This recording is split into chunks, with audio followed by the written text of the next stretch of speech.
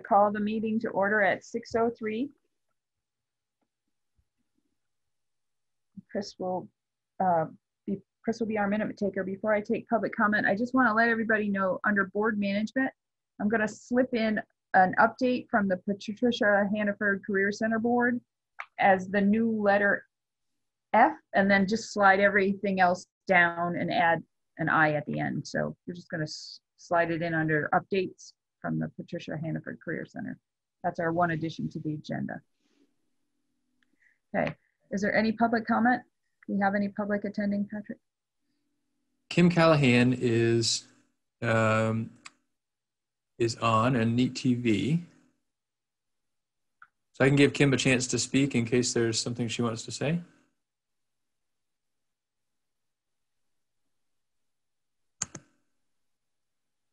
Go. Can you hear me? Yep, I think we have you now, Kim. Okay, great. No, I don't have any public comment. I'm just listening in. Okay. Okay, great. Thank you, though. Okay. All right. So we have an executive session scheduled because we are under Title I, VSA 5313A3, evaluation of an employee.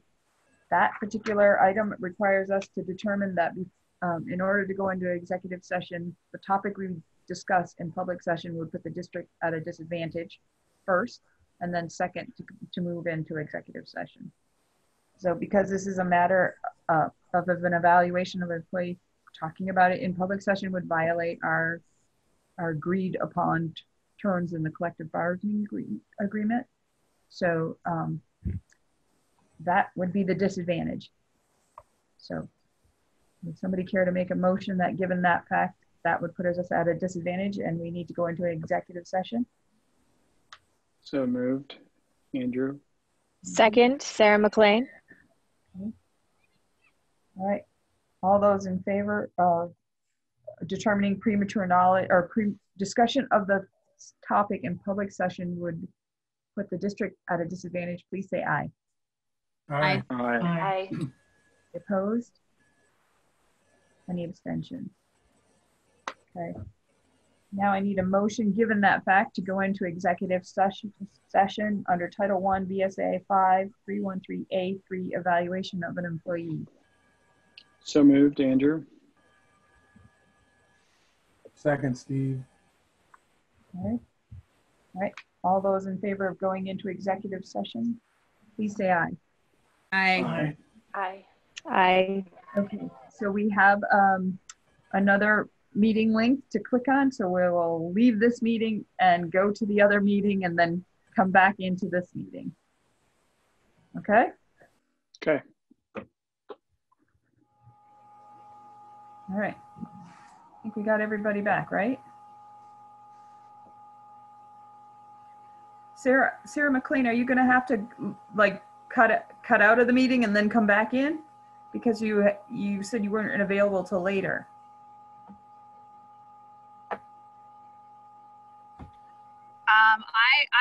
Can you see me? Yes. Can you hear me? Yes. Oh, not now. Now you're cutting out. Okay. Yeah, I'm here. I'm gonna have to leave. I was in executive. Okay. Well, if you disappear. Spotty internet. Yep. If you disappear, we'll just watch for you to come back. Okay. All right. So we came out of executive session at 6:20, and I didn't say it, but we went in at 6:06, Chris. So I need a motion to approve the consent agenda. So moved. Andrew. Is there a second? Second, Kristen. All those in favor of approving the consent agenda, please say aye. Aye. Aye. Aye. Good. Any opposed? Any abstentions? All right. Okay. Move down to executive limitations monitoring. The first item is an action item to accept the monitoring report for 2.5 emergency superintendent succession.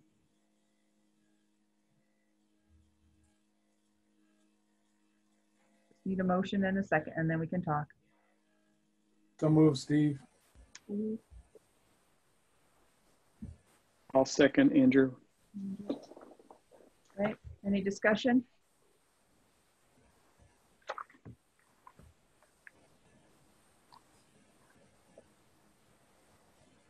Okay, so if you want to do this by thumbs, that'll probably be easiest. Based on the information provided, does the board find that the superintendent's interpretation is reasonable?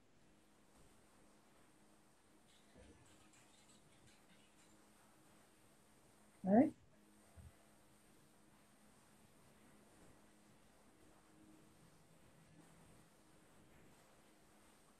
Okay. Does the data demonstrate the accomplishment of this interpretation? Yes or no? Yes? Okay. All right. So all those in favor of accepting the monitoring report 2.5 emergency succession, superintendent succession, please say aye. Aye. Aye. Aye. Aye. Opposed? Any abstentions? Dave? You're muted. I didn't hear it. Fine. Oh, Dave's muted. Yes, I Dave? abstain. You abstain? Would you like that noted in the minutes?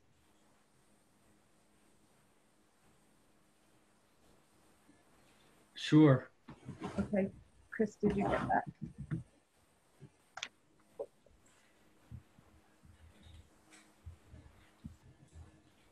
Okay.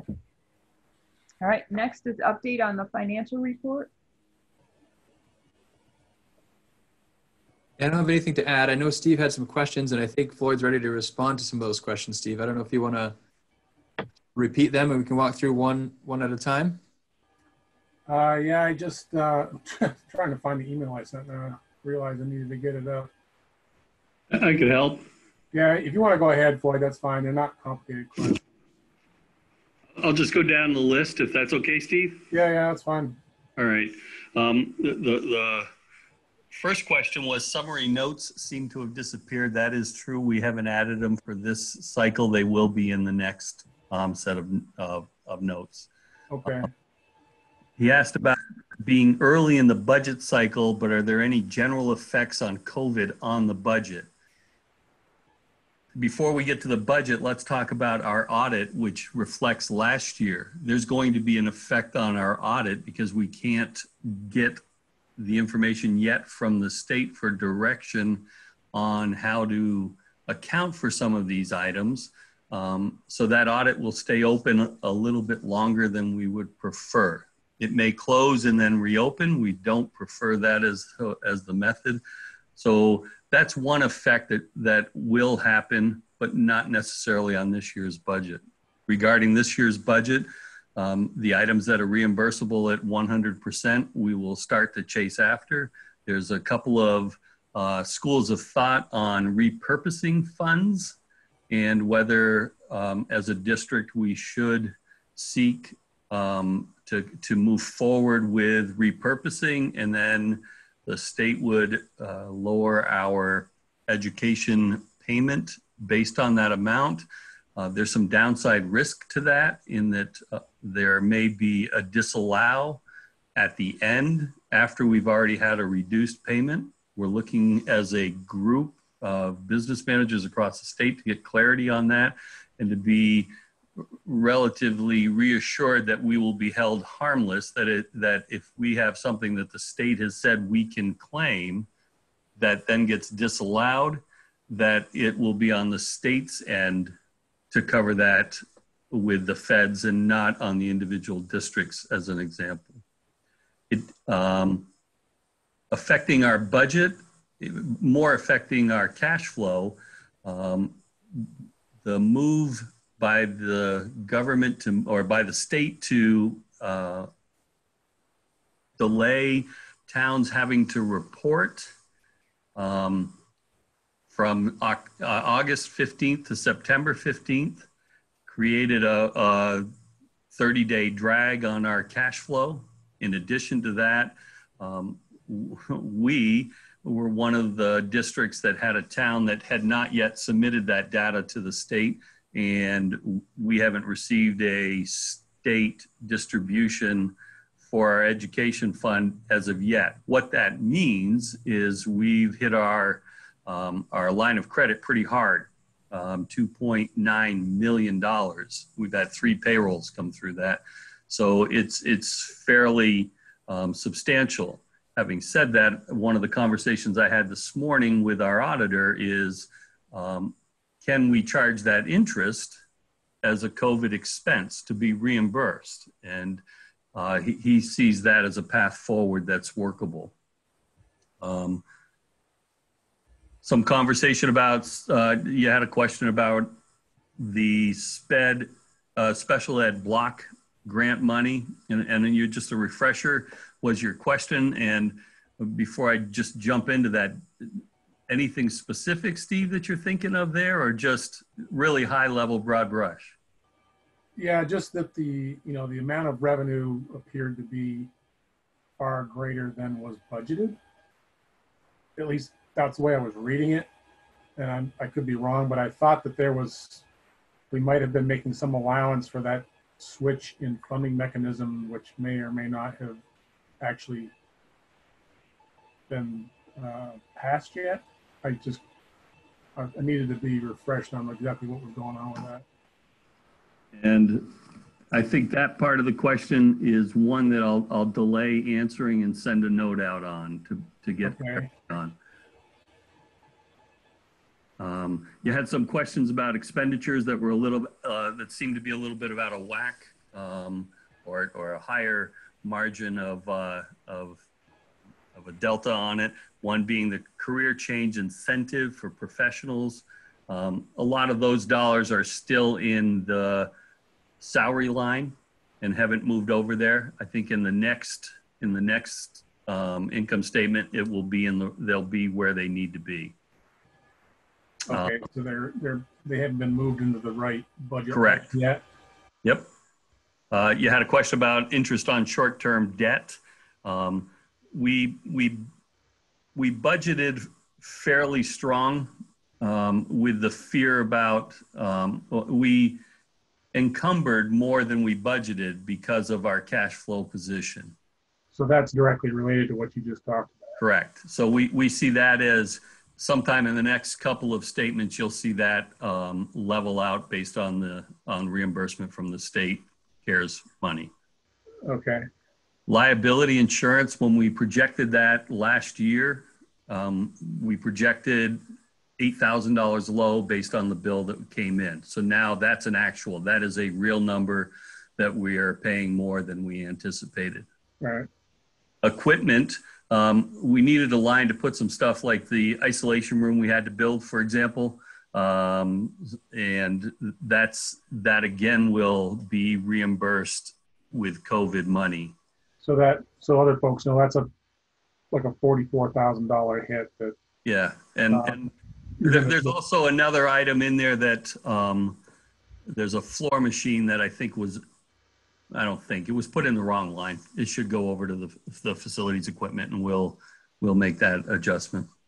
Okay. And that kind of punch lists your questions. Any others that have popped up, or anybody else? I have a question with regard to SPED. So the line SPED expense reimbursement shows a favorable variance to the district of $261,000. It's a reimbursement process. So does this mean that there's going to be a clawback coming down the line because of the reimbursement process is a percentage type process of expenses? I think if your revenue is inflated, it's an expectation of usage, which then creates a greater expenditure to justify that. So I think it's going to be a wash. So I didn't get that. It shows a year-end estimate 1,000,009. The anticipated encumbered 1,000,006. You're saying that Well, if you would repeat that a different way so I might better understand it. With special ed, we can book revenue based on expected expenditures. Yeah. So if we have a higher number than we originally anticipated, it reflects a higher anticipated expense line, which then drives the ability or which then drives the revenue line up. So we have 261 additional dollars in revenue because our expenses were up and so therefore the reimbursement for is example, up? To oversimplify it, if we have an out-of-district placement for a student at $300,000 per year and our reimbursement at 95%, right, is 285,000, we would have to book the revenue of 285,000, but we really have a $300,000 expense that doesn't show up in the same way. Where does it show up? It'll show up down in the expenditure side, which is why you see more of a balance on that sheet. So it looks like we're getting a windfall, but it's actually coming out in the We're not spending that money. Okay. We're not spending that money because we're not really getting that money. We've already spent it. Through for it. Right. Okay. I think it's also worth noting that it's September 22nd and we're looking at year-end projections. And if there's one thing we know for sure is our year-end projections are wrong. There's a lot more school year to go, and those numbers are going to shift significantly between now and then, most likely. Yeah. I just wanted to get Floyd ready for his monthly grilling, that's all. Bring it on. It's a good warm-up, Steve. It's good. It's early in the game. You guys always treat us pretty fair. You ask tough questions, but they're good ones. I don't know, this is probably not the place, but at what point will we start to talk about next year's budget and COVID implications and all of that good stuff? So this is backward looking, but I don't see it on our agenda right now. So maybe it's tucked in somewhere I don't see it, or if not, is it appropriate to ask if you have any, quick things to share about what I know will be a much deeper topic as we move forward?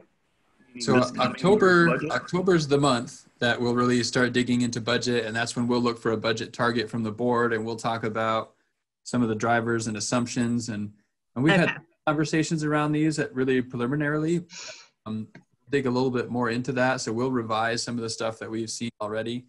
There is some favorable work happening at the legislative level. Nothing's concrete yet in terms of official action, but just that it seems like the direction things are going, like there's a bill that is looking to give forgiveness for students that enroll in home study.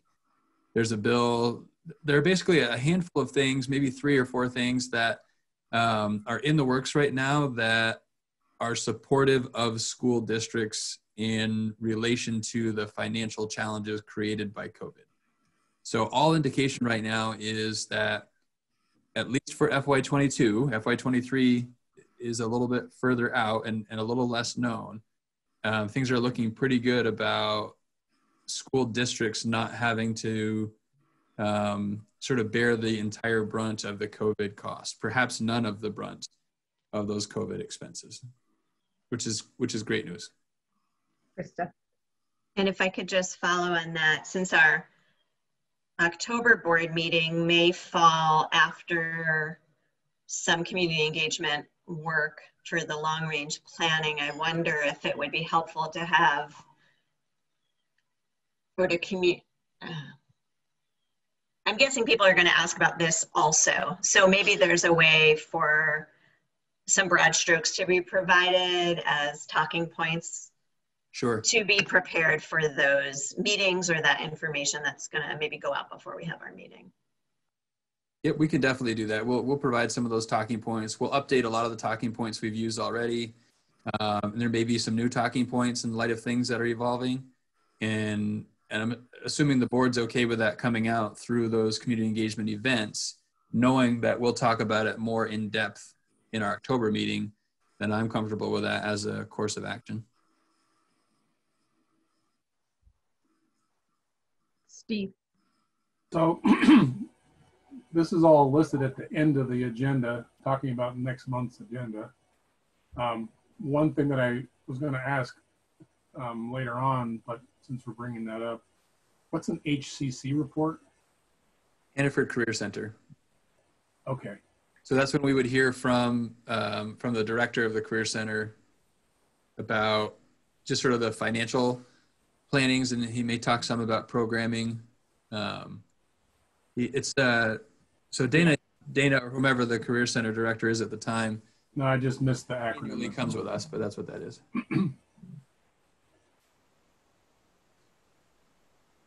Any other questions around the financial report?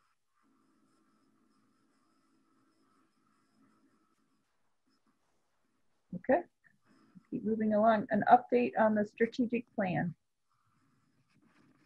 Yeah, so I guess the update on the strategic plan is perhaps twofold. The first is, in light of the way last year ended and the way this year is beginning, and how I suspect perhaps the bulk of this year may go, I made a decision, which was not entirely sort of alone. The action committee,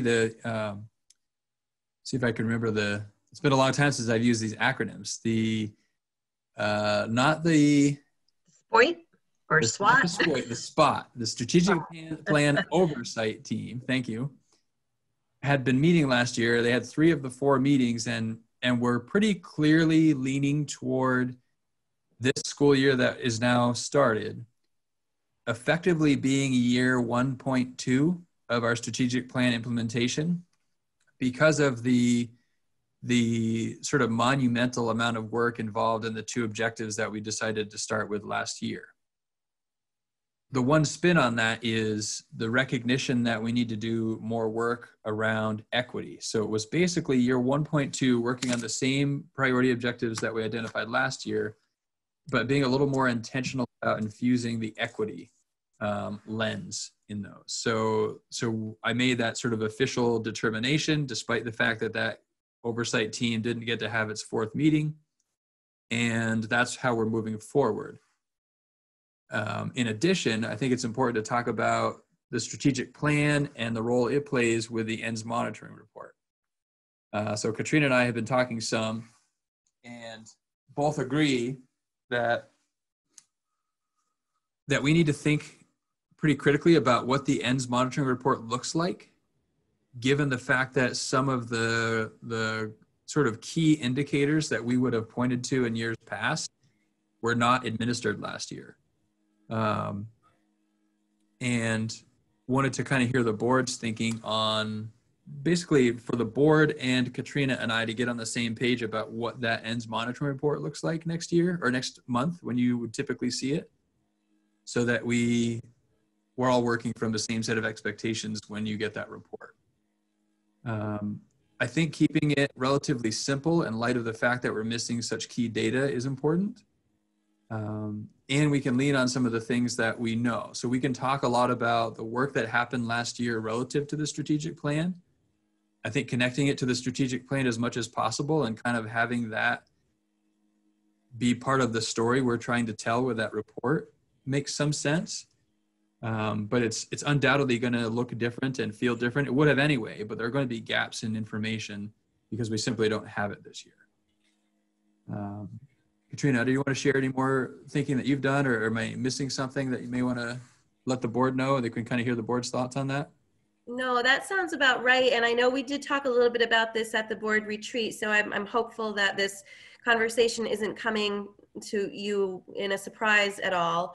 You know, the nice glossy reaching out to former graduates, we're not there for that, but we are definitely interested in updating you on the strategic plan work, because even though the committees weren't necessarily engaged from March on, the work actually, surprisingly, happily, has continued.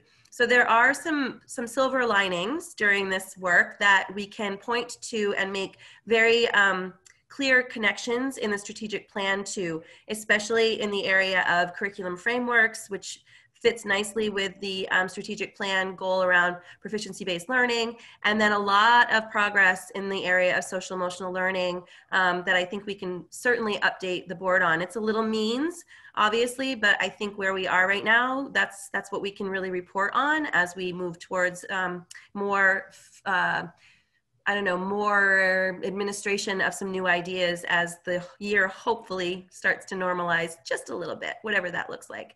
The only second thing I would say is an update for you sort of on how has the beginning of this school year started, right? So just some general feedback. Again, it's not an ends report. It's kind of a mini means report, but if I were you, I would want at least a couple of data points, if possible, that we could provide about, how have kids come into the school year? What's that looking like? And what's our work ahead? So again, keeping it simple, probably in a mini, report from Patrick that I helped create with him. And, but I'd like to provide you with a little bit of data. It's not ends, it's means, but I think it would be helpful. And I would just add to that in terms of how this year has started, maybe build that off of how last year ended and the work that happened to sort of spin on a dime to change so many things to try and meet a need, I think is part of the story that would be important to tell. Do we have you aggregated some data on how last year ended and how it went in terms of, the number of kids that maybe didn't fell through the cracks or were able to, just, is there a picture we can paint, good or bad, of how that went? Just for That's the tricky part. I can let Katrina elaborate, but so many of the end of year data points that we would look to see kind of where students ended the year didn't happen. So we have some beginning of the year and middle of the year, but if we compare those things, then that's very different than the data that we would have used historically. So it would feel apples to apples, but in effect be apples to oranges. So we don't want to be misleading with it. So those are some of the things that are a little trickier to put together for you to try and answer that question that you raised. Katrina, do you want to elaborate any? Yeah, I've been working with the coordinators and thinking about what data sets do we feel confident in that are objective and not just qualitative. And I think there could be some pieces from the high school that can be helpful. Obviously, we graduated a class, so there's some data points there that I think we could feel somewhat confident on. MAUSD continue with their proficiency-based evidence collecting throughout the whole time. But K-6 is a little different. For those of you who have students or had students at the elementary school, you know that we went to a narrative report card. So it was extremely not necessarily based on, scores and that sort of thing. So the elementary school would be a little trickier, but there may be a couple of pieces from the high school, particularly from the graduating class, that we could pull.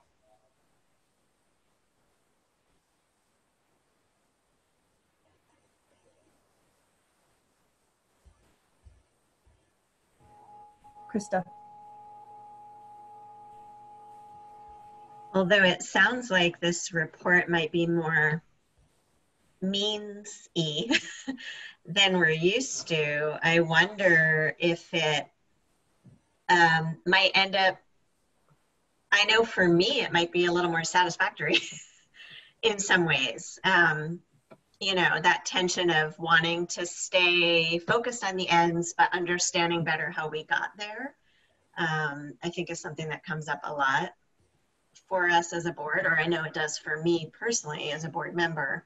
And I think it also, I'm wondering if I'm not alone, as far as the community goes. And so it could be a really good exercise to see how this works and helps us to build more of that story that the overall community can feel a connection to. Because our work ahead is going to be so challenging, and finding ways to give people something to hang on to that they can make sense of and see kind of behind the curtain a little bit more of all the work that's going in. I'm not sure ends reports have fully captured that to everyone's satisfaction. So, you know, it might be one of those silver linings where we can really end up with something that meets people's needs a little better. Well, that could be part of the conversation during the ends monitoring report evaluation of what does the board think ought to stick in the future for ends reports, even when we have access to more robust data points. I think that's a worthwhile conversation. And I would just add, I mean, the danger in that is that, you know, there's thousands of people's perspectives. You know, when you start collecting qualitative data, if you're not hearing from everyone, what's the slant that we're hearing from that may not be painting the picture for a majority of people who just aren't sharing. So it worries me a lot to go with, you know, what we think it ended up looking like when not everybody got a chance to tell us what it was looking like for them. And we definitely won't get to hear from thousands of people in the next 3 weeks about that. Sorry, do you mean what their reflections are on the ends report, or what you provide for the ends report? No, when you said, you know, some of this information, while it might be means-ish, I'm not going to be able to hear from every single person who contributes to that mean in our organization. Right. So that's always what makes me worried. By relying on qualitative data from however many people want to give it to me, it isn't necessarily going to give us the right picture. And you all know that from all the work you've been doing. Got it. So I'm just wondering, how do we address the policy language that says Patrick's not gonna get into the means? You know, there is that language piece, and how are we gonna address that? If we know we're gonna get something that's in the means line, are we gonna then turn and say, Patrick, you're not in compliance because you did the means? And then how do we address the fact that we're not in compliance because we went down the means as well? If we only had nothing to say, unless there's a pandemic in the footnote, we would be fine. For me, I think there's a clear line though. So I think, you know, 2.8, which is communication and support to the board, allows for me to explain to the board what some of the means are that are happening. I think when we start to violate policy is when the board is making decisions and directing me in regard to the means. So I think that's the line that we would walk, and I feel comfortable walking that line. I feel like this board is respectful of that line, and I think, you know, if I feel like we're crossing that line, I feel comfortable mentioning that, and I think it would be respected. So I'm comfortable walking down that path with you guys. Okay, I just wanted us to, I wanted us to recognize that is the means and remember our place, so that we're not, somebody isn't later saying, you know, wait a minute. Krista? I guess for me, I feel more freed up to allow Patrick and his team to do what they need to do in the long range plan when I have the opportunity to hear some updates about the parts of that plan. And the strategic plan, I think, provides that. And if those updates are woven in some way to the ends report, or maybe it's not in the ends report, maybe it needs to live in a separate place, which is the strategic plan update. Wherever it is, I think it provides some confidence that, because it's hard to hear, you know, these changes are going to take five years or so. It's easier to hear that if we can see more clearly, but here's what we're doing year 1, year 2, year 3. And so in whatever opportunity we can do more of that, I think that's helpful. There are folks who are on this call that can attest that I find it hard to say that as well. It's not just hard to hear. That change takes that long. I typically like change to happen yesterday, but I've come to realize that's not the way it works. Dave? You're muted. Yeah, so along the lines of what Krista's comments are, and I think we won't have SBAC scores this year, if I'm, correct me if I'm mistaken. So the public, how do we know that our schools are doing a good job? How do we tell our public that the schools are doing a good job? And I look at 1.2, life and career skills, and it says, students engage actively in their own learning and pursue personal interests with self-direction, independence, and responsibility. Well, it doesn't show up on an SBAC test. And frankly, that's what the public in general judges the schools in this state about, how they did on SBAC tests. So the silver lining, if you will, or perhaps what Krista is alluding to, is the fact that we don't have those. We have to get creative about how we're going to describe the success or lack thereof of our student body. So as a person who has had kids in the school system during this pandemic, I mean, everything from this to baseball is going to have an asterisk, right, by it for this year. It's an outlier. Maybe some cool things will be developed, but anyone that would hold any school district's feet to the fire for academics for the past 6 months is completely unreasonable and out of line. And I would hope that they didn't do that to London during the Blitz, or et cetera, et cetera. You know, I mean, we just have to really realize this is whack. And I think people are doing the best they can, families, school districts, teachers. And we just need to have some grace right now. And hopefully, you know, that's something we can consider.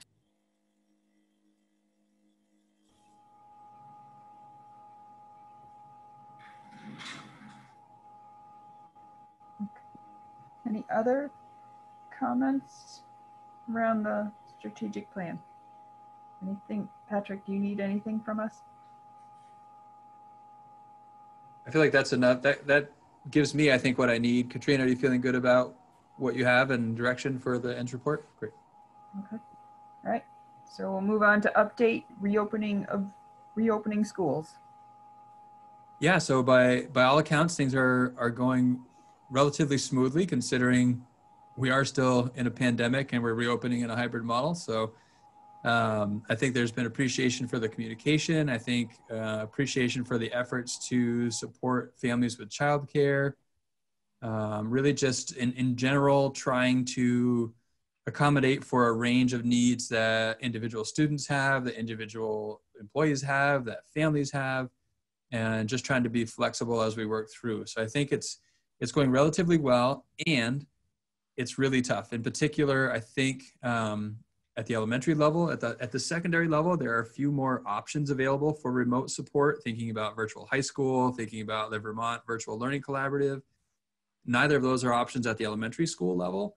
So when we built our system of support, sort of what we're calling the buddy teacher system or buddy colleague system, we built it when we had, I think, 16 remote students in total at the elementary level when we built this, Katrina, across the schools? It was 37 across all the schools. The 16 number was specifically at Bristol. 16 at Bristol.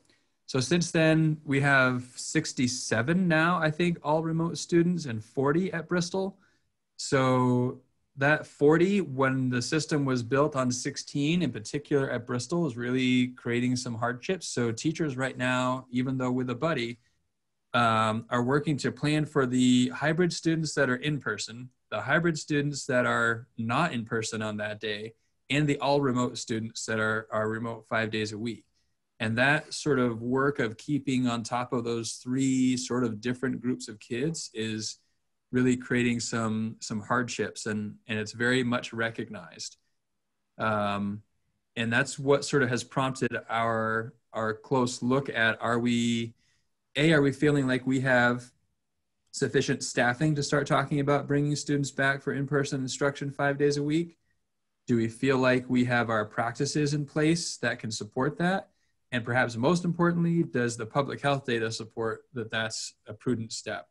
And I think with today's announcement of schools moving to step 3 in reopening effective Saturday, which more or less from a distance perspective says do the best you can to keep students at a safe distance, and continues with the masks and a lot of other procedures, we're feeling confident. We've been in conversation with the Department of Health. So every indication right now is that we can continue planning to bring, in particular at the K-6 level, students back for in-person instruction 5 days a week. So we're doing a little more planning on that tomorrow, and we hope that we have an announcement later this week about, I see some parents doing a couple double fists up in the air. I was putting your parent hat on, not your board member hat on when I saw that, just to call that out. But hopefully this week's announcement, which I think may be my last weekly announcement for a little while, will offer some more details on that. And this is all predicated upon something that Katrina and her coordinators have been building, and coaches, I think, as well, which is a virtual elementary school option. So for the students that are going to be interested in an all remote, so the options are going to be all remote or all in-person. Hybrid won't be an option going forward. It's too many systems to try and manage. But for the all remote students, they'll have this virtual high school, which will use our coaches, one classroom teacher as the instructors. Katrina is the principal of the virtual elementary school. I prefer a member of the leadership team, if you don't mind. Okay. And you said high school just then, and he meant elementary school, I think. Oh, sorry. Yes. Just checking. Virtual high school rolls off the tongue more because that existed prior to now. Yes. So we were feeling really good about the planning that's happening, and we're going to put the finishing touches on that conversation tomorrow with the admin team, and that will provide the more detailed information that will go out in this week's communication. So things are moving along, and I hope that's well received. Obviously, there's going to be some hesitation with the idea of more kids in spaces together and what that will mean.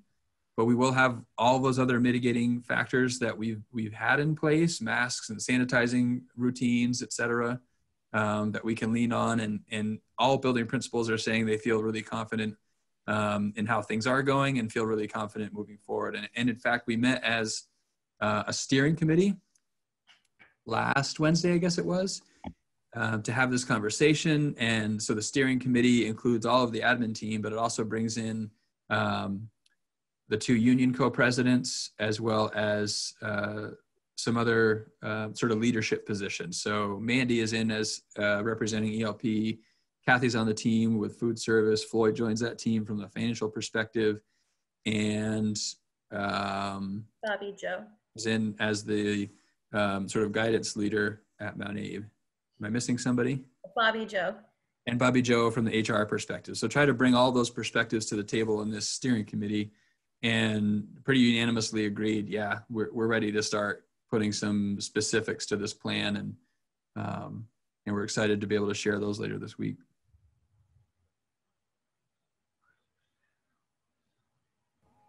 Krista. Just a couple logistical questions, which you might not have the answer to yet. Do you anticipate more than the 60 for the virtual elementary? Like, do you have the capacity if some people get sort of freaked out, if more people decide that's not for them? Will you have the capacity for that? Is my first question. And my second question is about, I thought I heard something today about congregating in group spaces, and I didn't know if that also was going to be happening at elementary and or Mount Abe. So the capacity question is, we do anticipate more all remote people, as all remote students, as we're talking about bringing more students back together. The virtual elementary school that Katrina and her team are working to build, we feel has a capacity of about 100 students. So we have some room to grow, and we feel like that's a pretty safe number. And if we see something that is surprising to us in terms of the number of students that are interested in that, then we'll have to regroup and think about how do we address that. There comes a point at which, if enough students want the all virtual option, there may be some ways to combine the in-person options to free up some more personnel to help accommodate the need for the all remote. So those are some of the things that we'll be playing with as we watch those numbers. But we feel like we're pretty strong in terms of getting something started, and we can adjust accordingly. And the second question was, remind me again? About congregating in spaces like cafeterias and gyms. Right. And so step 3 does allow a little bit more of that. And we'll have to take a look at that guidance closely again to see what that means. One of the things that we have been looking at, and this is something we hope to include in the communication, if not use of the cafeteria for eating lunch, at least use of the serving line to serve the food and not deliver the food to classrooms. And it takes some of the logistical lifting off of that. Having said that, we are going to look at, given our numbers, like, can we have some limited use of the cafeteria for meals? I think that's a possibility we'll need to look at. But again, we'll look very carefully at the guidance for step 3 and what it allows and doesn't allow for. We'll think about what then also passes sort of the common sense test, and try to find some ways that can solve some of the logistical challenges that we're a little bit concerned about, and bringing more students back and trying to keep everybody safe.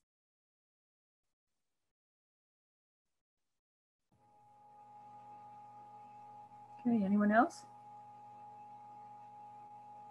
Good luck. Thank you. It's exciting. I think everyone's really looking forward to getting students back for more in-person instruction and just be back together again and tending to needs. And we will, we're not forgetting about the 712. The guidance in moving to step 3 does provide some opportunity for that.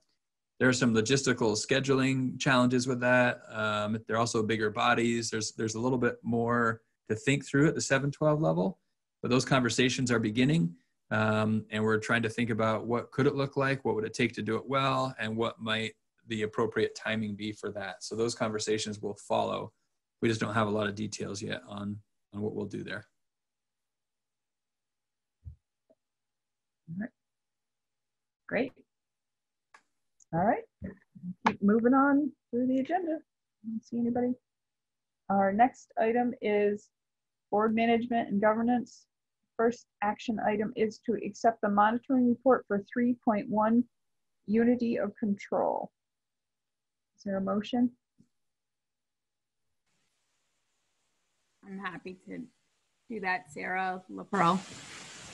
All right. Motion. Is there a second?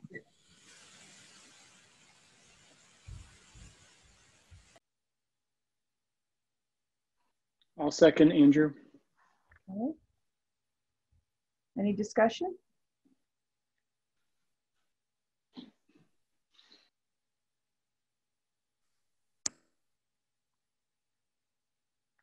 Okay, so based on, I'm not seeing anybody, based on the information provided, does the board find that the interpretation is reasonable?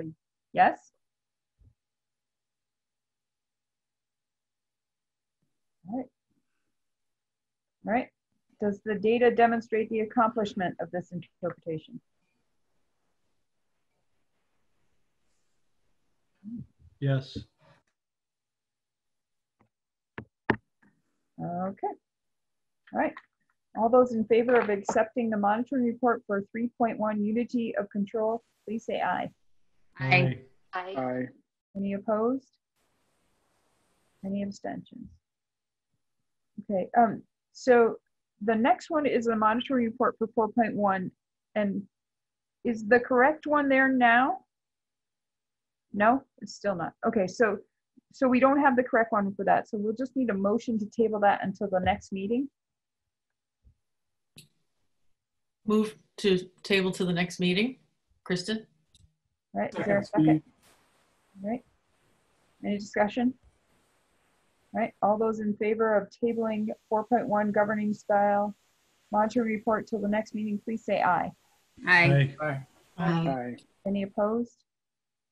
Any abstentions? Okay. All right. Next is an action item to appoint a voting delegate for the VSBA annual meeting on 10/20/20.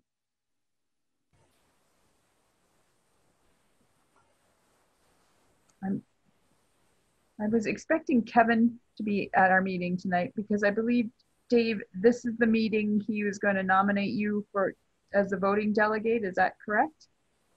Is that the way you understood it? Yes, that's the way I understood it. So we have, Dave is willing to take on the responsibilities to be our voting delegate at the VSBA annual meeting. So if someone would like to appoint him. I make a motion to appoint Steve. All right. Is there a second? Second, Kristen. Any discussion? Thanks, Dave. Thank you. All right. Deeper and deeper. All those in favor of appointing Dave Sharp as our voting delegate for the VSBA annual meeting, please say aye. Aye. Aye. Aye. Any opposed? Any abstentions? All right. Update from the Community Engagement Committee. Okay, I'm going to put in the chat a link to what I wrote to capture our update because we have a lot to share. And I'm going to look to Kristen and Liz and Andrew to chime in as well. So I thought I'd kind of run through the different things we're working on, and then we can pause and go back to some places where we are looking for feedback. So first to start, we had some help from, lots of help actually, from Ian and Ray Albinson. Kim Callahan and Kristen took the lead on putting together 3 video shorts to help us tell the story of our long-range planning process. The first video just went out. We learned, I think, some things about the process that we will fine-tune for the next go around. So there'll be 2 more videos after that one. The scripts for video 2 and 3 are being worked on right now. But the idea is that we want to provide a quick and snappy way for people to begin digesting kind of where we are, and with some teasers to stay engaged in the process moving forward. We're also working on a trifold mailer. So recognizing that not everyone may be accessing information via a video or the website, we want to capture some content in a mailer that will go out to all registered voters, directing them primarily to our website, and but providing enough background info so again people can sort of get a sense of this story of where we are, the opportunities for input, and a call to action for people to engage in the process. So Sherry Bedard, who worked on the new district logo with us, and also the marketing materials for the fall engagement events last fall, is working with Kim Callahan to put that together, but the content is coming from Don and Patrick and myself, and I'm going to share out the draft to everybody here and to the Community Engagement Committee for another pass. The deadline, though, is the end of the day tomorrow. And so the things, if you do have the opportunity to look at it, and again, several board members have already taken a look at it, and Patrick, but the things to be thinking about are whether this mailer provides enough information for the community to understand where we are in the process. Is the tone the right tone for this mailer, and does it capture how we envision this process unfolding? So again, it's going to be a trifold mailer. The formatting will probably get tweaked a little bit. Don't get too hung up if you're going to look at it on the formatting or the imagery. It's really, just look at that content, and does it tell that story well, or are there any critical pieces missing? Again, this, as with the video, are directing people to our website, and we're going to need to do some work on the website to make sure it's an easy to navigate bucket to put all kinds of information.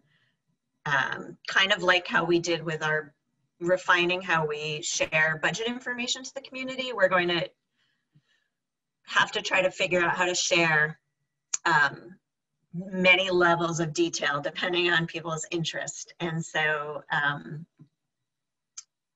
I think we're going to try to see if we can't put some kind of button on the homepage that directs people right to the place on the community engagement website where all of this info will be housed. And so the mailer is going to direct people to that.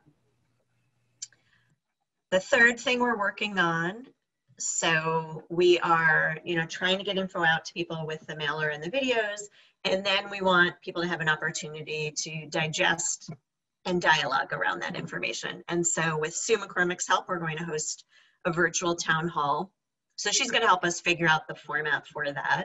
Where we're going to offer it on 2 different days and times with the same content. So giving people 2 different opportunities to participate. So hopefully it will weave in a way to, again, share all this information, but with a person delivering it and then giving people a chance to ask questions about it and engage with it. And through all of these 3 things, we are working people toward the community survey that's going to go out at the end of October. So, so our committee's broken up into some different work groups, and the community survey group is really trying to stay focused on what the goal of this survey is, which is to figure out what to put before voters that will get a yes vote. Recognizing that this year it may not just be a budget, but it might be a budget and something moving us toward a long-range plan for our schools. So we've identified some questions based on what was talked about at the retreat and with the Community Engagement Committee. And we're looking for feedback on those questions. The turnaround time for that feedback is a little bit longer. We are imagining that the survey itself will go out at the end of October, so we've got a little bit of time. But if you open the link to our update, you'll see what those questions are.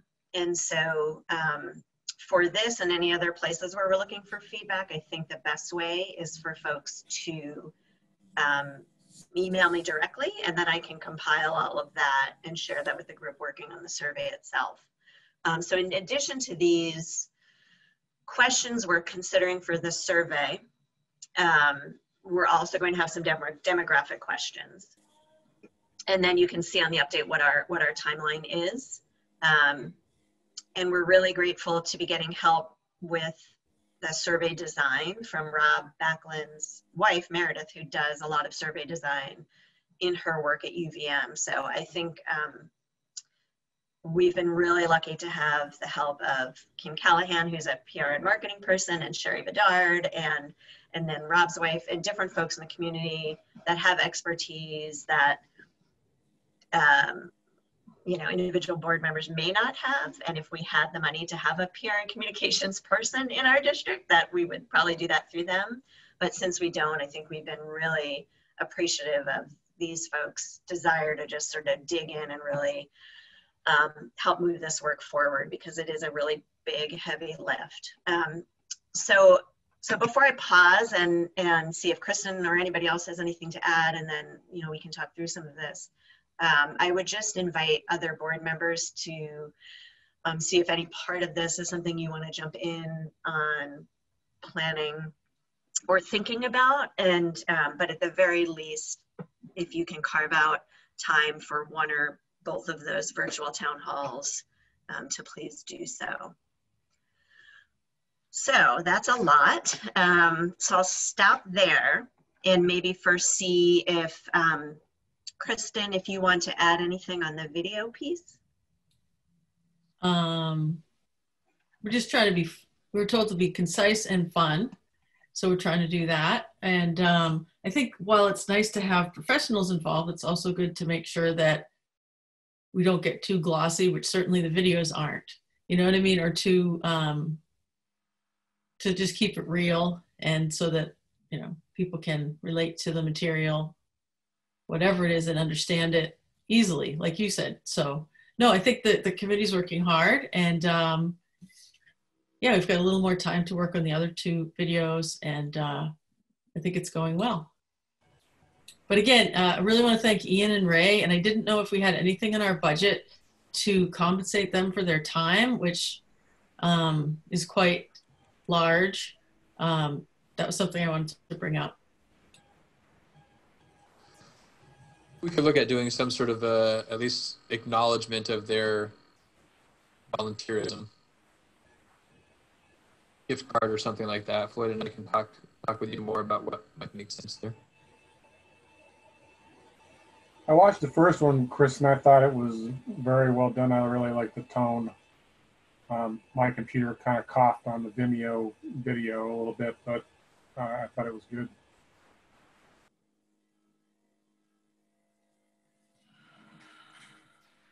So way back at the beginning, you mentioned you were going to do a mailer to all voters. So that would miss some people, and it would put multiple pieces of mail to other addresses. There might be a better way. Moncton in particular is very difficult to mail to, since there are 5 post offices involved and 5 zip codes involved in mailing to Moncton. 911 addresses will probably be the greatest coverage, hit the greatest number of households in the district. I don't know if you have access to 911 addresses, but mailing to voters misses a fair number of people and sends duplicate mailers to certain addresses.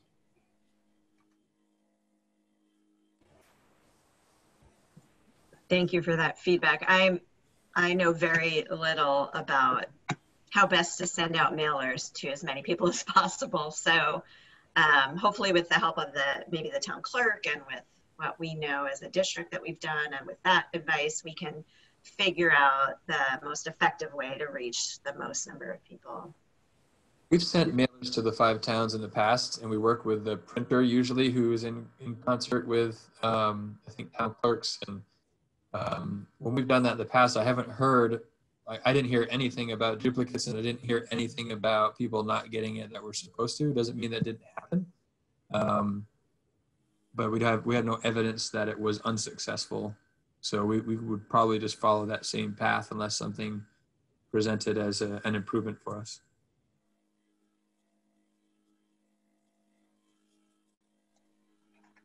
Kristen, I don't think I included in the update, but can you just let people know what the general theme for the second and third video?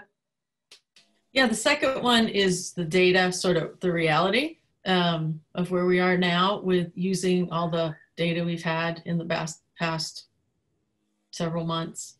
And then especially in regards to budget and population and some stuff from the NESDEC report, such as capacity of the schools and things like that. And then the third one is going to be, we're calling it opportunities. So that will be more looking at the options that that are available. And we actually, I mean, I don't know if from the feasibility committee, we will have more information from them about things being whittled down in about 2 weeks when we work on that script. Do you think we would, Sarah? In about 2 weeks, have more information from you guys? So we're meeting, I think October 5th. I might be wrong about that. And yes, we're working on a matrix. And then I think we're mostly, I'm gonna maybe speak for Patrick here, but I'm pretty sure that we're gonna hear from where it whittled down to through Patrick to the board before, like around then too, right? Or in October. Yeah, so the homework assignment from the facilities study committee was basically to use this matrix that looked at the various options sort of on the vertical axis, and on the horizontal axis were the community values and some other aspects to consider about each of the options. And so the homework was for the committee to kind of go through and try to whittle down some of those options using those values and other factors. And that would be sort of the final and perhaps most key piece of input from that committee to me to inform my recommendation to the board. but I made it clear that I wouldn't be giving effectively my recommendation to the board to the facilities committee, because my directive is to give that to the board. So I want to make sure that I'm respectful of that directive from the board and not sort of prematurely produce that that recommendation. I think one thing that I just want to speak to, Krista, is that as a board, you know, we're presenting information in these videos and mailers, and we're not supposed to persuade. We're supposed to take in the information and output a decision, or I guess you'd call it a decision. And I think I just want to make that clear to the community members on the Community Engagement Committee and everyone, that we're gathering information, and that's what we're doing. And then we look at it and have a process to come to a conclusion of some sort. So I think that's important for everyone to know, right?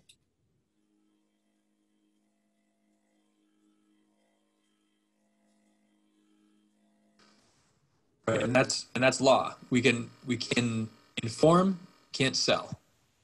And I think that that's where that committee gets different than most committees, because some people on that committee who are from the community have strong opinions about things.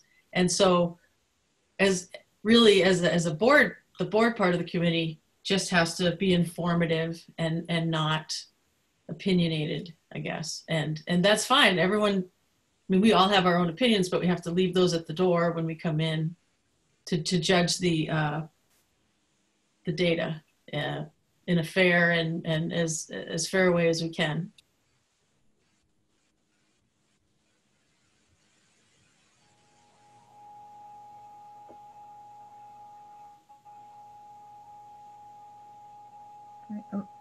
Liz or Andrew, did you want to add anything?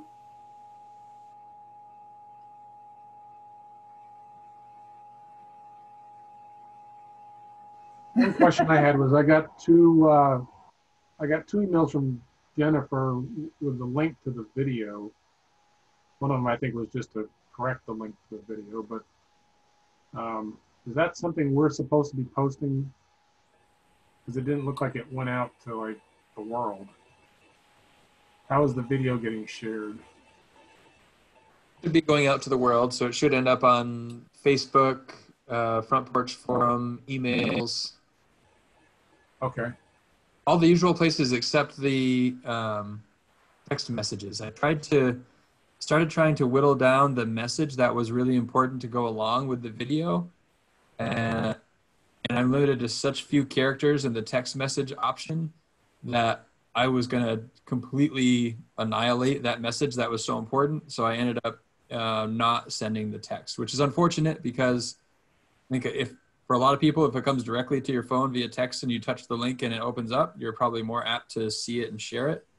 But I wasn't comfortable pairing what is probably 600 characters down to 120 characters and taking out some really important content. So it did go out a little differently in that regard than some other videos have gone out.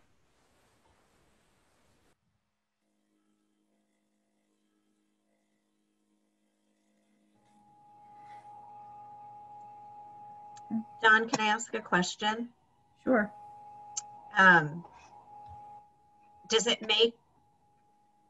Should we spend a few minutes talking about the survey questions, or just have that continue to be feedback that comes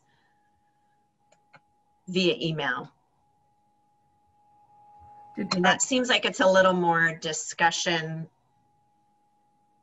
Well, maybe not. I guess we've talked about it in other places, so. And I'm wondering, did people sort of look over it as part of the preparation for the meeting tonight? Did you look over the? Probably not, since I just sent the update out in the chat. Right. So, okay, that's fine. Okay. Okay. Does anybody have any questions on anything? Sounds like there's a timeline for feedback tomorrow for one piece, and then a little more time on the feedback for the mailer. And then I think actually the mailer Feedback needs to come tomorrow. Oh, that's tomorrow. Okay. And Yep. then, And then the survey is a little bit more flexible. okay. All right. So Krista's going to gather that feedback and on both those items and send them off to whoever's working on it. So if you want to send it, go ahead and send it to Krista. Okay. All right. I'm not sure. I can do it. You can? Okay. I didn't want to put you on the spot, but I was like, Kevin's not here. So update from the Facilities Feasibility Study Subcommittee. So we just met. I think one thing that would be interesting that might tie in with Krista's comment about the survey was we really continued to keep going back to the triad, and if you can only have 2 legs of the stool, which 2 legs would you have? And so while asking all those questions, and everybody might say either straight yeses down the row or straight no's down the lines, if you, in addition, had to prioritize, if you had to, which of these are the 2 most important out of the 3 legs of the stool on the survey, might be another way to put the question, because we definitely keep touching on that in our committee meeting. A couple of things we went through in our last meeting, a lot of questions that one of our community members on the committee had presented. And so Patrick kind of went through all of those answers, and we came back to the matrix, and we didn't fill in the matrix as a group, but we really looked at the parts where we were mostly responsible, and then tried to think about, there's some aspects in the matrix that have, were more focused from the Community Engagement Committee, and then others from, I don't know, I guess probably the members of leadership, I would guess. And then, but we were putting in our own thoughts about where those were at any rate. And then all of the proposals from NASDAQ were sort of sorted and tried to be aligned as best as possible with our proposals or our thoughts behind it. And I think that's kind of where we went to, and really looking back at the values and what we were trying to link it all together with. But we have a little bit of homework, and then I think we're pretty much gonna wrap it up. So it'll be on our plate. So it was a good sounding board for a bunch of people to talk through things and listen to Patrick kind of talk through some work. One of the things I would add to that, what came up in conversation was sort of around the idea of timeline. This board has directed me to give them my recommendation, but that directive stopped short of a specific date for me to provide that recommendation. So I want to just let you know what I'm thinking, and then if that's off, we can talk that through. I'm thinking December. The December meeting is when I would bring the recommendation to the board. That gives the board an opportunity to hear it in December, talk it through in December. If need be, we'd have time in between December and the January meeting to have another meeting to talk it through further before the board would need to act at its January meeting. I think November's a little too soon in terms of being responsive to the survey feedback and to put together in a really informed way using that feedback and all of the community engagement work that's happened to date. So I just want to make sure that we give it the time it needs to develop a really sound report that includes, or a recommendation that includes all of that input, which is why I think December is probably the earliest that really makes sense. So if that seems way off on your thinking, that would be good for me to know. One question I have is, there's a list of essential questions in the charge. Is there going to be a formal response to those questions? So I think some of those questions are gonna, I'll get some help in answering from the facilities committee. I think some of those other questions have specific answers that can be given. And frankly, I think some of those questions don't really have answers. but are questions that need to be sort of philosophically considered as a recommendation is being made. So part of my plan is to provide a recommendation that tries to address those questions, maybe not answer them because they may not be answerable, but to include those questions in the recommendation. Would it be possible to sort the questions into those categories in the report and give that opinion in the report? In other words, if you think it's not answerable, can it at least be discussed as to why it's not answerable and what the ramifications of different political views might be on that question? Yeah, I think that's possible. That has been my thinking is, there'll be some response to the question. Right. That response is an answer or just additional thinking. I think depends on the question. Okay. The questions were sorted for us to kind of go through. So I think we have a responsibility with the committee to answer the three. We have three down at the bottom. There's a few that are embedded that we're getting the feedback from the survey, from community engagement, and then there was the whole set from the administration. So it's kind of been part of all these different lenses coming together. So I think they'll get answered that the best they can be answered. I know there's been some push or some discussion about putting this all off. And is there going to be some response to the ramifications of that? If that's an option, what are the ramifications of it? And is that's simply part of the don't do nothing option? Is that I'm assuming there's going to be some data around that. There's quite a bit of data around doing nothing. And so it comes back to the three legs of the stool. And so the cost is, and I might get this wrong, but it's over, I think it was $1 million a year for over 10 years, additional every single year to cut. So we don't really have a choice to sit back and do nothing unless people want to pay more money. And so that's where the survey questions are going to inform us of that. Yeah, I guess I'm not so much saying that we would just ignore the problem forever, but I think some folks have expressed their anxiety about the current situation with COVID and piling all of this on top of that situation and whether or not, what the ramifications might be for delaying this for a year, just to get COVID behind us or something. $1 million.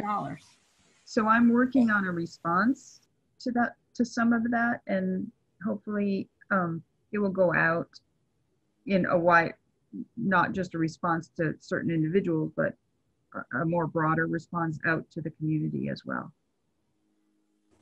Okay. I know there was some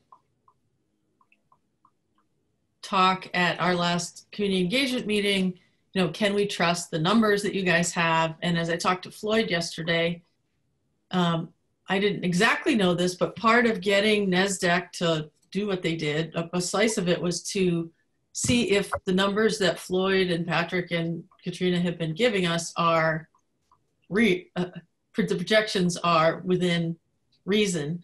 And so he said that that was vetted by the NASDAQ information. Would you say that's true, Sarah? So that's some supporting evidence that these numbers are in the ballpark. Yeah, the NASDAQ study doesn't give us a plan. In some ways, what we keep having problems with is that it made more options, but it does provide a different way of, I guess, evidence. It's different evidence from a different source to say essentially the same thing. We have declining enrollment. I think it's important to acknowledge there's there's no precision to the numbers we have now. There are precise formulas applied to create the numbers we have right now, but there are a lot of projections. I wouldn't want people to get hung up on the specifics of the exact dollar amount. I want people to pay attention more so to the trend, right? So our trend for the past how many years, several years anyway, is projected to continue over the next 10 years. Whether it's 900,000 or 1.2 million each year that we end up having to cut, hard to really know because there are too many moving parts. But in the grand scheme of things, whether it's 900,000 or 1.2 million doesn't really matter in terms of the trajectory that we're on and what that's going to mean for kids. And so I want people to just keep that in mind as the numbers are going to shift, right? So think about a single budget year. The initial projections tend to change from October to November to December to January. We're trying to do this out 10 years. So obviously there's a lot of variability, but what doesn't seem to be wavering at all is our trend line. The only other thing I would also add into, I just forgot what I was going to say,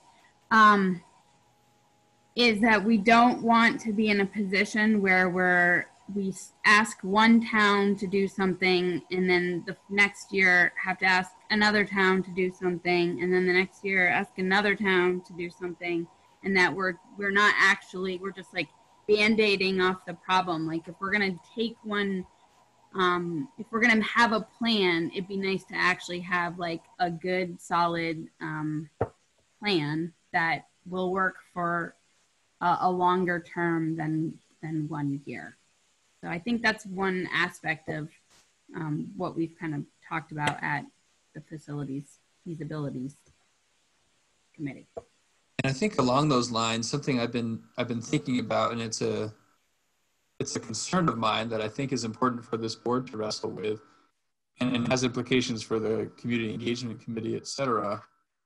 If that plan does involve the closure of more than one elementary school, and that is the vote that goes out before each of those communities, however many that might be, and say it's two, if one community says yes and the other says no, I have this growing concern about the impact that has on the relationship across towns in our district. And so if town A says, yes, we vote to close our school because we think this master plan makes sense and it's sustaining our district, et cetera, the other town votes no, one town loses their school and the other town keeps their school, and everyone benefits equally from the economic savings, though not as great as we had planned, still something. And I'm concerned about the possible resentment that may surface and the impact that can have on our community as a 5-town community. So I think it's worth thinking about that and how we might mitigate that if there's a way. But that's just a growing concern of mine that I think more people thinking about would be helpful. I would add to that, Patrick, that my concern too is that if town A says we'll close and town B says we'll close, that doesn't matter what they say. What happens at the polls matters. Town A goes and says, no, in fact, we're going to keep it open. And then town B says, well, we said we were in agreement that we were going to do this, and then you changed your mind. That who we hear from are not the folks who actually show up or really represent the folks that wind up at the polls. Liz, you had your hand up.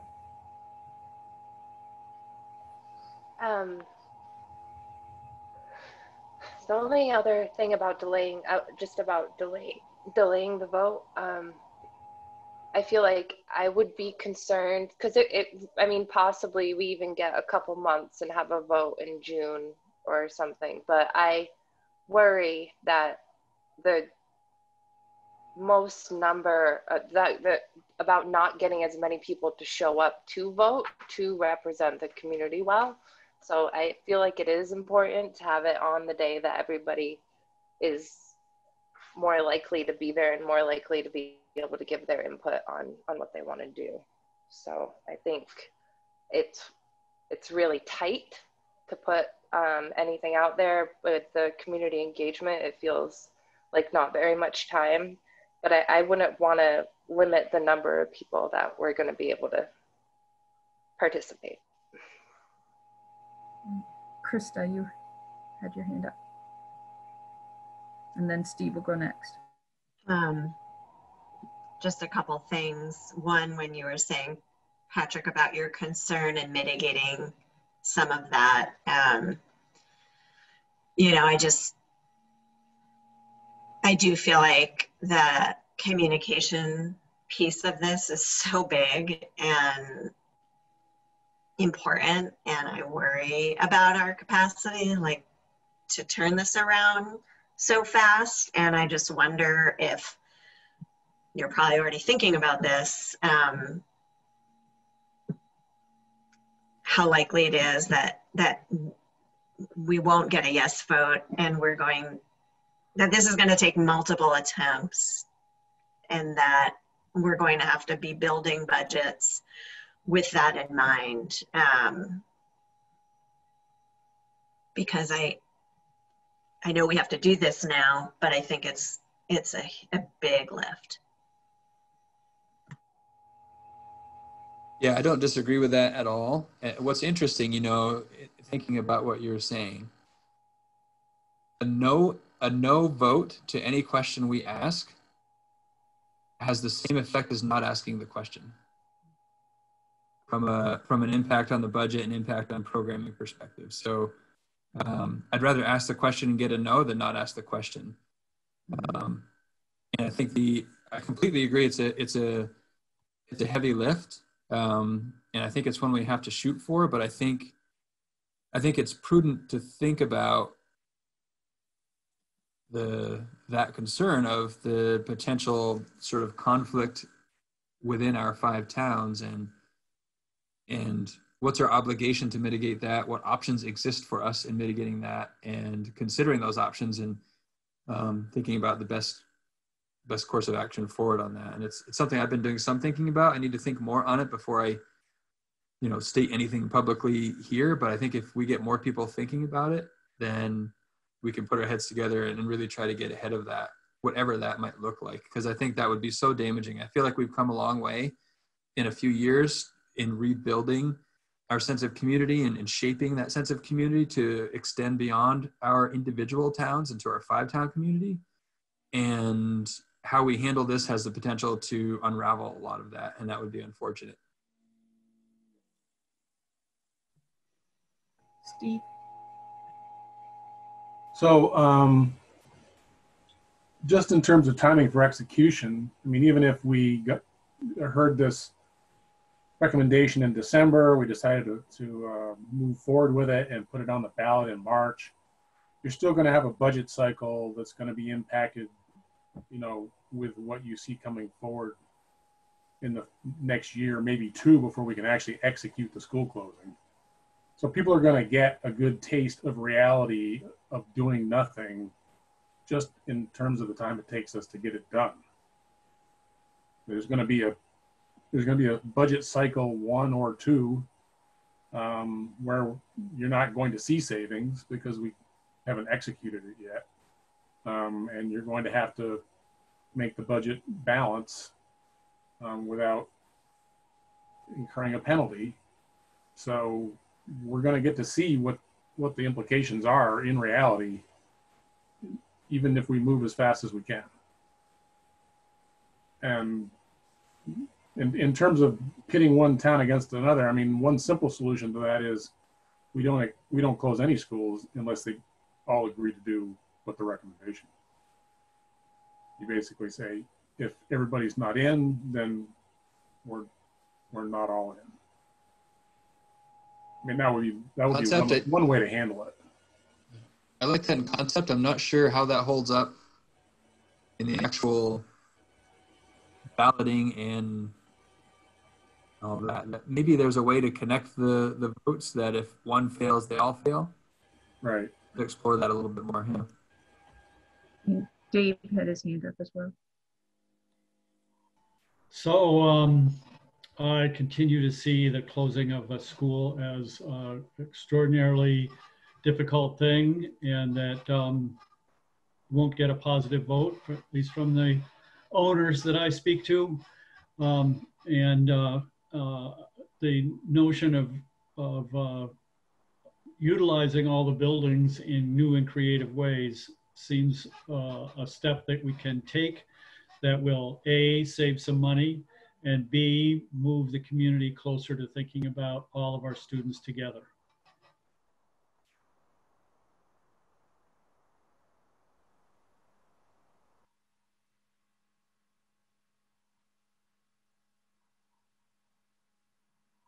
I'm not seeing anybody else. All right, thanks for filling in, Sarah, with that update, and everyone else. Yeah, a good conversation. Okay. Patrick, you all set? Okay. All right. So Kevin's not here, so we're gonna skip the legislative update. He did send an email out, so check your email and you might find some information there. And that leads us down to the next item, which was a Patricia Hannaford Career Center update, and Steve's going to take that. Yeah, so I'm sure Dana will, if he's going to be giving us a report next month, we'll probably dive into this somewhat, but it was my first board meeting there, and I was reading their minutes, and I mean the director's report that they provided prior to the meeting. And as it turns out, I think because of the switch mid-summer to the hybrid model, Patrick, you and Katrina can probably correct me here, but it sort of ended up changing the way that the pre-tech junior high was able to, their schedules no longer were able to sync with the Career Center. This affected about 19 kids, and they were primarily, I think, in the animal sciences and agriculture classes. I might have that wrong, but it was also a bit of a budget slam for those folks, which they may be able to recoup along with the same expenses that we're recouping due to COVID. But it was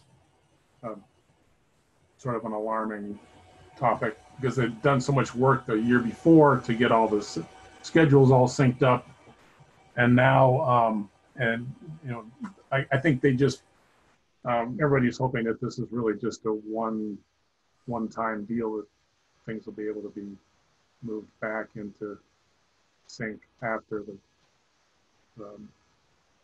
the teaching schedules get put back to normal. I'm sure Dana will have more to talk about next month. I just wanted to make sure that everybody was aware of it, because it was kind of reflecting on Mount A. Virgins has been able to make some kind of an adjustment to it by having some staff from the Career Center embedded in Virgins. And Middlebury, I think maybe just because of their proximity, was able to handle their schedule a little easier. So we tend to be the outlier in the situation. Yeah, and I can explain that a little bit. And you sort of touched on some of the different factors. Virgins has for some time had some Career Center programming embedded in their building. So in a way, they have a proximity benefit similar to what Middlebury does. Additionally, Middlebury didn't really change their schedule. They're kind of locked into a schedule given their IB programming. So Addis Northwest and Mount Abe are still in sync. We made the same change to our schedule effectively. Right. The reason for the change was, so historically kids would manage 8 classes, 4 classes on an A day, 4 classes on a B day. Both Virgins and Mount Abe felt that kids managing 8 classes in a hybrid model when they're only in person 2 days a week was too much to juggle. And that was the feedback they got from the spring as well. So they went to what's called a 4x4 schedule, which keeps it so kids only have to juggle 4 classes at a time during this hybrid reopening. So that was the impetus behind that. It was known that there were going to be, 1 or 2 dozen kids in the pre-tech classes, so mostly underclassmen, 9th graders and 10th graders almost exclusively, I think, that were going to be impacted. But for the 650 kids that would benefit from that 4x4, it made sense to continue with that move. And we didn't have the proximity benefits that Northwest and Central had. And that's the impact. It is, and full disclosure, one of those kids impacted was my own daughter. So it was not lost on me what that impact was on kids, but in the grand scheme of things, that's what made the most sense for the general population. And it was my understanding that those kids will have an opportunity for those pre-tech classes in the future. It may create some scheduling kind of hiccups that need to get ironed out in terms of their ability to access the more advanced programming at the Career Center if that's a path they choose. But it's not sort of gone forever for those kids. Yeah, that's it. I just wanted to make sure everybody was kind of aware of what was going on.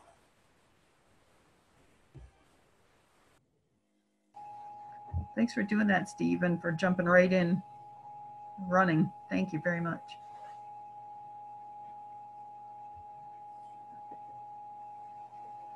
All right.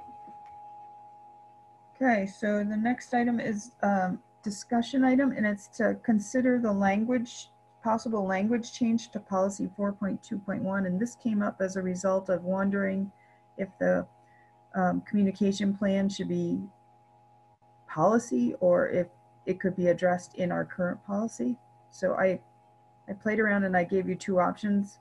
If you don't want those, you want to try something else, or you want to talk about it, now's the time. Or whether you don't think it's necessary is also an option.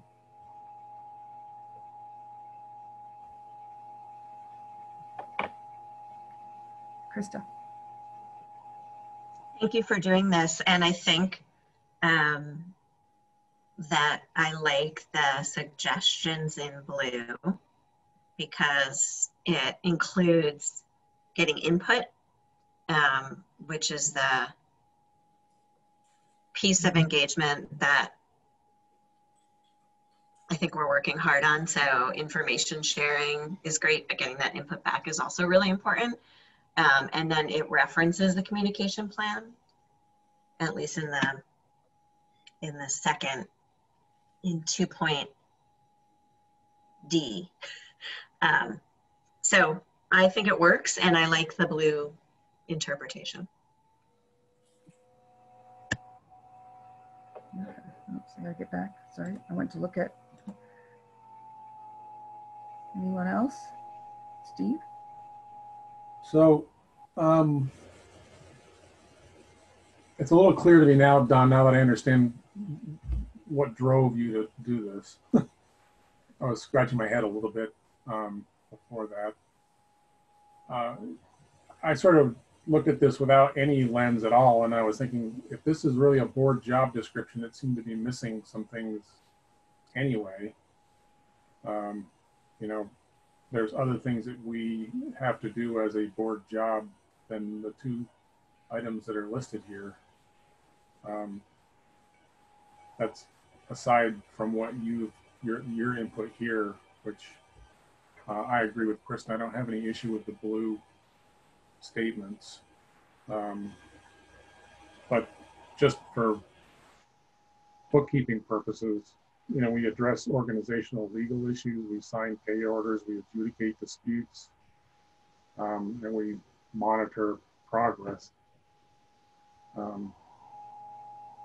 Those are all things that are part of our job description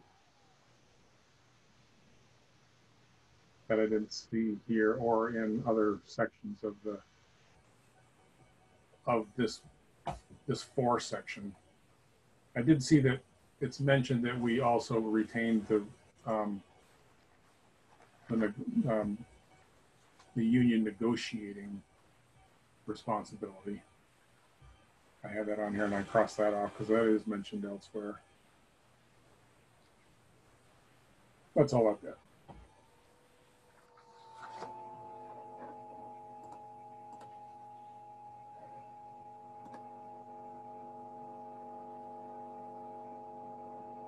Anyone else have any comments?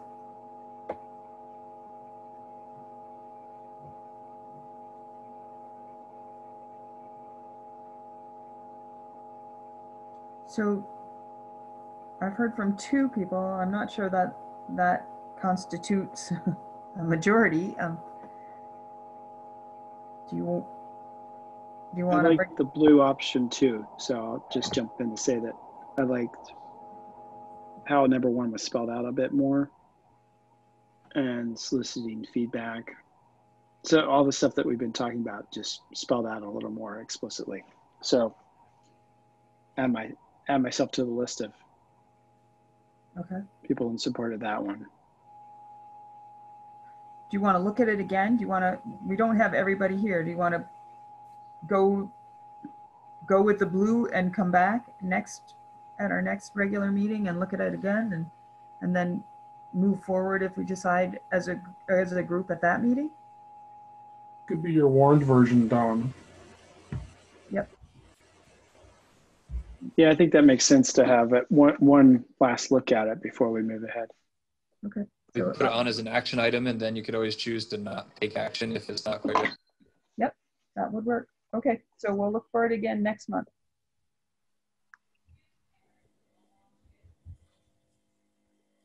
Okay. Next was just a discussion around board monitoring reports and the sign up. I think everybody has a monitoring report. We have them all covered. Krista, we did that at the retreat, and so if I'm assuming that you stayed where you were, but maybe not. Maybe you ended up on a different monitoring report than you've done in the past. I think that's the same one. Okay. I was a little confused by this. When I click on the chart, it looks like there's the list from last year, and then this year's is empty. And I thought we signed up at the retreat for this year. Right. So I would guess that if you looked at the work plan. No, I click on sign up. I get FY20 and they're all filled in. 21 is blank. Yes, I think that was because we did the sign up at the, and I just wanted something there as a placeholder. But if you look at the top of the agenda, board work plan. Wait a minute.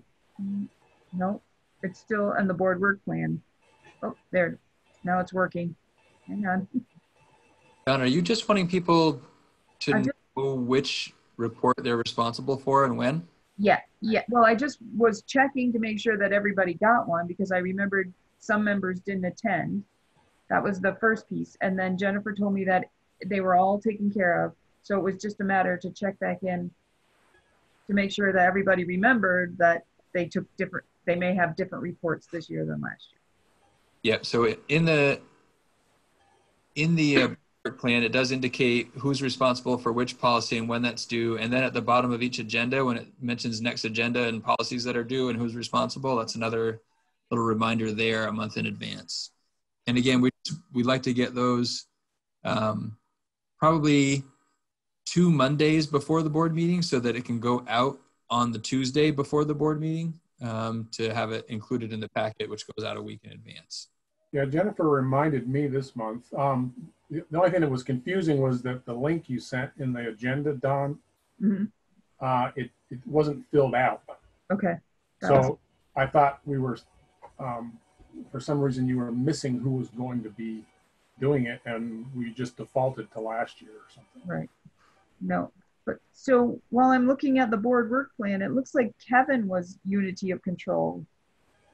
And Steve, it looks like you're 4.4 school board chair role in November. See, that's what I remember signing up for in the summer as well. Yeah. So I think what happened was Jennifer just took last year's list and populated it with this year. Okay. So I'll have to check back in to see that matches. Because if you click on your link that you put in the agenda where it says sign up, you get a spreadsheet that shows what we did last year. And if you scroll down, that same list is empty for 21. But the dates on it are like September 11th, 2020. Okay. Due to Jennifer, but who's responsible is blank. Yep. It's loading, but So I'm pretty sure she probably just went by last year. I'll come up and say goodnight. okay. All right, I'll look into that more and get it. Yep. I was very happy to just do the one I did last year. That worked well. But I'll talk to Jennifer. And so Steve, you did one for today, right? I did, because she poked me to do it. And I was a little bit confused because I thought I'd signed up for something else, but then I didn't really worry about it. And so maybe we'll just do a switch with, and we'll have Kevin take 4.4 if that works for you and if he's agreeable, and then. Yeah. That's fine with me. Okay. All right. Okay. I don't know where that sign up, that, the physical piece of paper ended up. I know it existed, but I don't know where it ended up. Okay. All right. And then the other thing it's a discussion is to finish the ENDS training with Susan Mogensen. That we tried so hard to make the connection work and it didn't. So we've been trying to find some dates that work for a couple of hours to have a discussion. And is everybody, I guess, first question, are we still on board with going ahead with that? Sure. And then, Patrick, do you remember, Jennifer was again looking at dates with her, so it'll just have to play out between all the other things that are already on the calendar kind of thing. Yeah, it's just a matter of finding time now. So probably you could expect a doodle poll at some point with a few options to choose from. So if you can just look for that. I know historically our completion rate on doodle polls is not very high. So then we pick a date and then it ends up not working for people. So if you could just be looking for that doodle poll in the coming few days, I guess, and try to respond, we can try to get a date pinned down. Krista. I'm just wondering, because Susan graciously extended my, privilege. I had only gotten up to like the 5th unit or something, and I really do want to complete it and talk about it. And I just don't have the capacity to do that until this community engagement stuff is launched. So is it possible, while we're waiting on survey results, or, there's no real downtime, but if there's time where we've sort of put everything out and we're kind of sitting back for a month, that we could postpone it until then? Because I don't feel like I have the capacity right now. Are you thinking that window maybe is the middle of November, Krista? That sounds great. After October 26th, okay, I'm good. We could do a training on Black Friday. Oh, excellent. I'd rather do that than be shopping up in the Chittenden area. Yeah. That's just my own, doesn't have to be exactly that, but just wanted to share that. Okay. All right. Okay. All right. I don't think we are anticipating an additional executive session. One's enough. Yeah. Are there any public left in our meeting? No, I don't see anyone. All right. So I'm assuming there's no Unless public. Chris Pearsall has something to add as our note taker. She's also a public. Yep. Chris, do you have a comment? No, I'm good. Okay. Does somebody have the meeting evaluation open?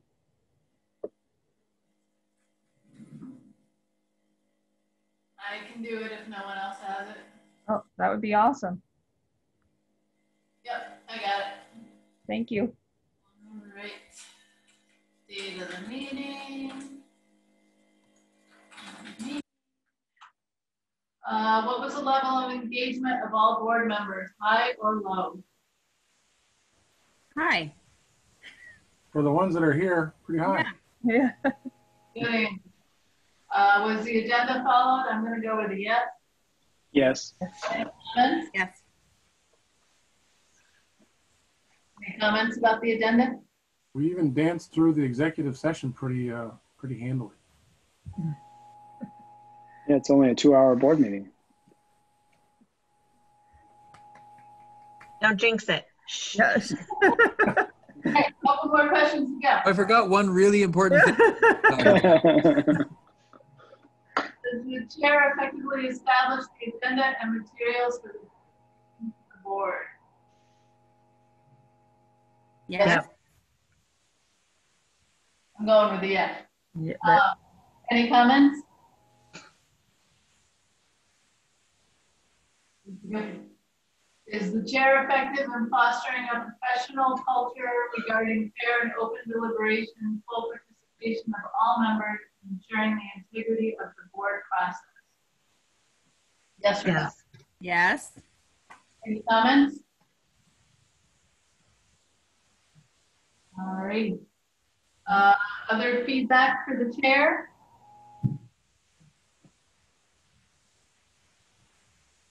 Okay. What went well with the meeting? Great discussion on the facilities report, facilities committee, and great work by the community engagement committee.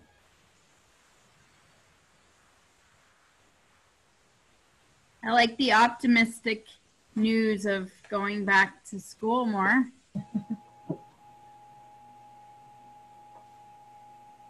Great work by the administrative team in navigating all of it. And virtual elementary school.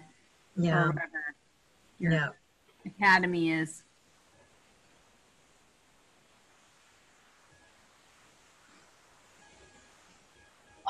What suggestions do you have for ways to improve future meetings? Cure COVID. that'll really put us on the map. Oh, noted. Anything else? It's the only thing we haven't done yet. You can't report compliance. All right, that's a wrap on the survey. Thank you, Chris. All right, all those, we need a motion to adjourn. So moved. Andrew. Second. Sarah. All right, all those in favor of adjourning at 8:09, please say aye. Aye. Any opposed? Any abstentions? Thank you, everyone. Thank you. everyone. Bye, everybody. Good night. Good night.